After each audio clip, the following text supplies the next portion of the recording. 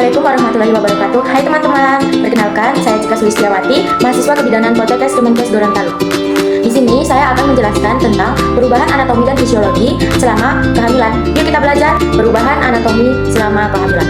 Anatomi tubuh ibu hamil mengalami perubahan besar seiring pertumbuhan janin dan persiapan tubuh untuk proses persalinan serta menyusui. Perubahan ini terjadi hampir di seluruh sistem organ. Yang pertama, sistem reproduksi, yaitu rahim atau uterus. Rahim merupakan organ pertama dalam kehamilan. Saat tidak hamil, ukuran kecil, sekitar 7-5 cm panjangnya. Selama kehamilan, rahim membesar hingga 5 kali lipat atau lebih mengikuti pertumbuhan janin dan plasenta. Pada trimester pertama, rahim masih berada di dalam panggul, tapi akan naik ke rongga perut seiring perkembangan janin. Pada akhir kehamilan, rahim bisa mencapai tulang rusuk bagian bawah. Selanjutnya, serviks atau leher rahim. Serviks melunak dan memanjang selama kehamilan. Terbentuk lendir kental yang disebut mucus plug yang berfungsi melindungi rahim dari infeksi. Selanjutnya, vagina dan vulva. Vagina menjadi lebih elastis dan aliran darah meningkat, menyebabkan warna menjadi lebih gelap. Hal ini untuk mempersiapkan jalan lahir saat persalinan. Berikutnya, payudara. Payudara membesar karena peningkatan hormon estrogen dan progesteron. Kelenjar susu berkembang dari areola atau bagian gelap di sekitar kuping menggelap dan melebar. Pada trimester ketiga, payudara mulai memproduksi kolostrum, cairan keasi yang kaya antibodi. Materi yang kedua, sistem pencernaan, yaitu mual dan muntah atau morning sickness. Umum terjadi pada trimester pertama akibat hormon HCG yang meningkat pesat. Mual bisa dipicu oleh bau-bauan atau rasa lapar. Selanjutnya, perubahan nafsu makan.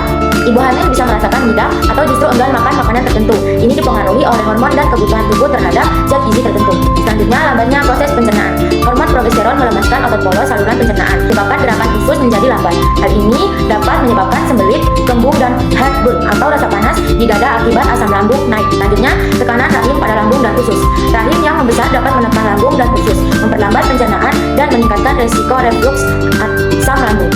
Materi yang ketiga, sistem kardiovaskuler atau peredaran darah. Peningkatan volume darah bisa meningkat hingga 40-50%. Tujuannya adalah untuk menyuplai kebutuhan nutrisi dan oksigen janin, serta mempersiapkan tubuh untuk kehilangan darah saat persalinan. Selanjutnya, perubahan detak jantung. Jantung harus bekerja lebih keras.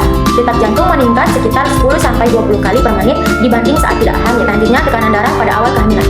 Tekanan darah cenderung menurun karena pelebaran pembuluh darah.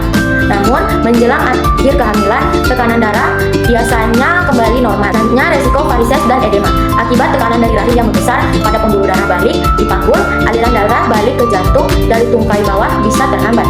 Ini menyebabkan varises dan pembekakan edema pada kaki.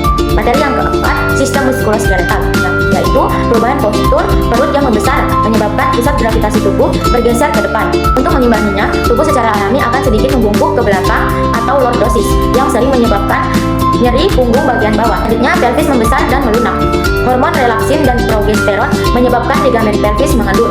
Ini membuat tulang panggul menjadi lebih fleksibel sebagai persiapan jalur lahir untuk bayi. Kemudian kram otot sering terjadi, terutama pada malam hari karena tekanan saraf dan peredaran darah yang berubah. Materi yang kelima, kulit dan jaringan ikat. Stretch mark atau stripe gravidarum, garis-garis merah atau ungu yang muncul di perut, payudara, paha, atau bokong akibat peregangan kulit yang cepat. Kemudian hiperpigmentasi kulit, peningkatan hormon estrogen dan MSH, melanocity stimulating hormone, menyebabkan warna kulit menjadi gelap seperti di puting, garis tengah perut atau linea nigra, dan wajah atau melasma.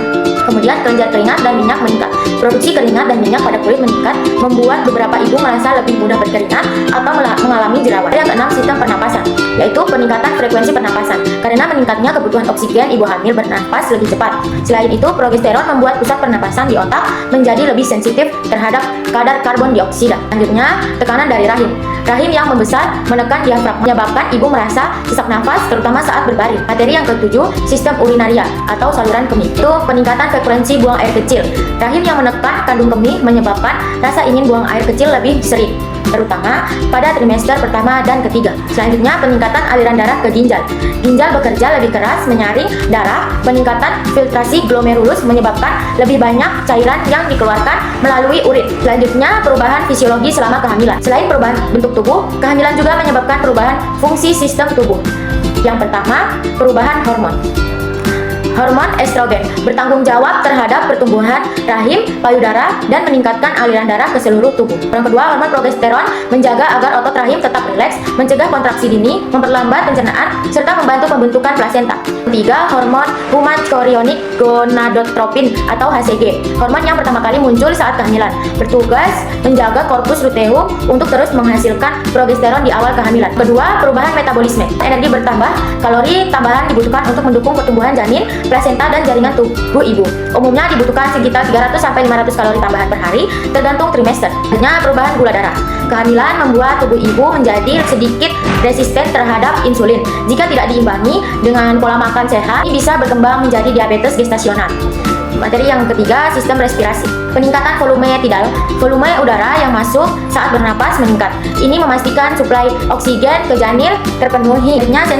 Sensitivitas terhadap karbon dioksida. Karena hormon progesteron itu lebih sensitif terhadap CO2 atau lebih cepat membuangnya, menyebabkan peningkatan laju pernapasan. Keempat, sistem kardiovaskuler.